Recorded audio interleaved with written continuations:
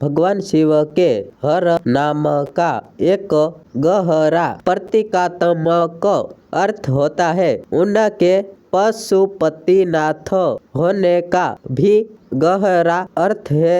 वैसे तो कहा जाता है किसी शिव जी को मनुष्य के साथ साथ पशु भी अत्यंत प्यारे है, इसलिए उन्हें पशुपतिनाथ कहा जाता है। लेकिन ज्ञानियों का मानना है कि पशुपतिनाथ में पशु का अर्थ केवल जानवर से ही नहीं बल्कि अज्ञानता, मोहर और बंधन में फंसे सभी जीवन भी होते हैं। पति का अर्थ स्वामी या रक्षक है, इसलिए भगवान शिव संपूर्ण सृष्टि के समरक्षक और मूर्तिदाता है, जो अज्ञान के बंधन से जीव को भगवान शिव को पशुपतिनाथ क्यों कहा जाता है।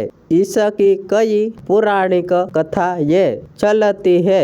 इसमें से सबसे प्रसिद्ध कथा इस प्रकार है। एक पौराणिक कथा के अनुसार एक बार मुनि निकृंभ हिमालय क्षेत्र में गहरी तपस्या कर रहे थे। वे शिव के परम भक्ति थे और उनकी भक्ति से होकर भगवान शिव ने उन्हें पशुपति विघा जीवों को मोक्ष देने की प्रसिद्ध प्रदान, किंतु इस रहस्य को इन्द्रम जानना थे, क्योंकि वे इसे स्वर्ग लोक में प्रयोग करना चाहते थे। उन्होंने मुनि निकृंभ की तपस्या भंग करने की कोशिश की। जब मुनि यह देखा तो वे अत्यंत क्रोधित हुए और उन्होंने इंद्र को श्राप देने की